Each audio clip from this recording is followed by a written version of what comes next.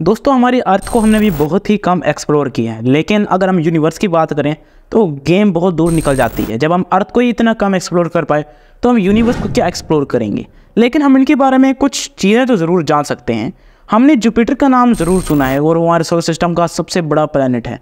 लेकिन आज हम बात करेंगे दूसरे सबसे बड़े प्लैनेट की, जिसको हम सैटर्न का नाम देते हैं। और इसके और जुपिटर के साइज़ में बस थोड़ा सा ही फ़र्क है।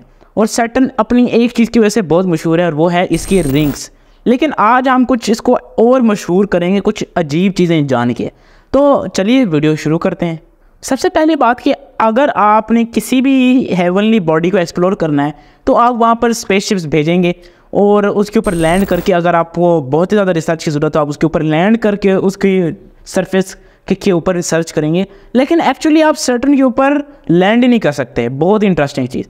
मतलब इससे मेरा क्या मतलब है, इसका मतलब ये है कि सैटर्न जो है वो 100% गैस का बना हुआ है। जैसे कि आप अर्थ पे लैंड कर सकते हैं, ये सारी ज़मीन है, सॉलिड सरफेस है, वैसे सैटर्न नहीं है। सैटर्न के ऊपर जितना भी एटमॉस्फेयर, जितनी भी लेयर्स है, सारी के सारी मैक्सिमम हीलियम की बनी हुई हैं। और इतनी ज़्यादा हीलियम होने की वजह से साइंटिस्ट एक अपना ख्याल ज़रूर करते हैं, अपना ख्याल पेश करते हैं कि सैटर्न हो सकता है कि पहले एक स्टार था और एक्चुअली बाद में आके ये डेड हो गया और इसने सैटर्न की शक्ल इख्तियार कर ली। लेकिन इसको 100% माना नहीं जाता, क्योंकि ये बहुत सारे क्वेश्चंस और भी अंदर ले आता है कि अगर सैटर्न एक स्टार डेड हो जाता है तो उसकी लाइफ साइकिल में आगे ब्लैक ड्वार्फ और वाइट ड्वार्फ आते हैं।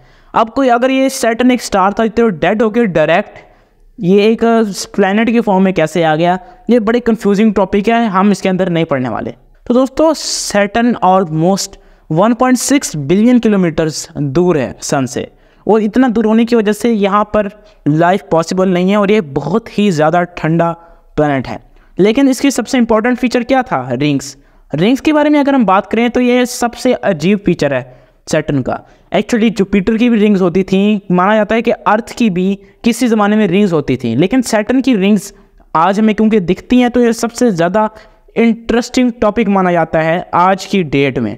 अगर हम सैटर्न की रिंग्स के बारे में बात करें तो एक्चुअली ये भी 100% सॉलिड नहीं है। ये भी ज़्यादातर आइस और मुख्तलिफ़ किस्म के और मेटल्स और रॉक्स वगैरह से बना है। अब रॉक्स आप कहेंगे सॉलिड होता है तो ये कैसी बात है। अब इसके अंदर क्योंकि आइस की भी एक बहुत बड़ी अमाउंट पाई जाती है तो हम इसको ये नहीं कह सकते कि रिंग्स 100% सॉलिड हैं। सो रिंग्स 100% सॉलिड नहीं है, कुछ हद तक हैं, बाकी लिक्विड के अंदर फॉर्म के अंदर भी इसकी रिंग्स पाई जाती हैं। अब ये रिंग्स इतनी अजीब हैं कि अगर आप इसको एक जगह एक स्ट्रेट लाइन में बना लें इन रिंग्स को, तो ये ऑलमोस्ट सैटर्न से अर्थ तक का डिस्टेंस ट्रेवल कर सकती हैं, इतनी बड़ी रिंग्स हैं। लेकिन उसके बावजूद ये इतनी पतली हैं कि अगर इन सबको इकट्ठा कर दिया जाए तो एक्चुअली सिर्फ ये 1 किलोमीटर, मतलब एक पतली हैं, 1 किलोमीटर मोटी हैं सिर्फ, और ये बहुत ही अजीब चीज़ है।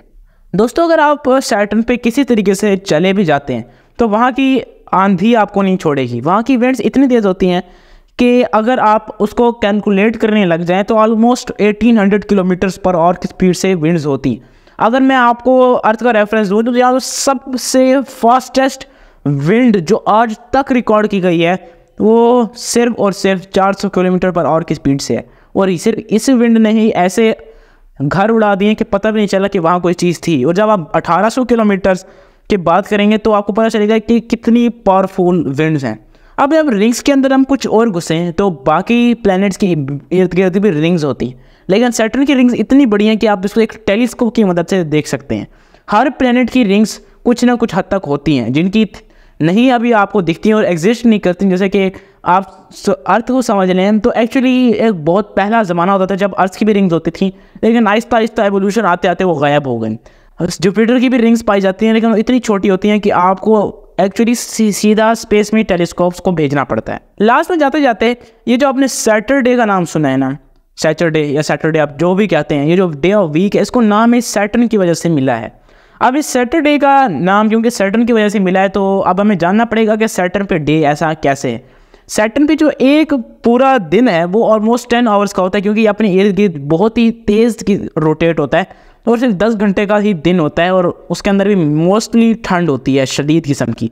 लेकिन आफ्टर ऑल हमें सैटरडे का नाम सैटर्न की वजह से मिला है। तो दोस्तों उम्मीद है वीडियो अच्छी लगी होगी, अगले में मिलेंगे, तब तक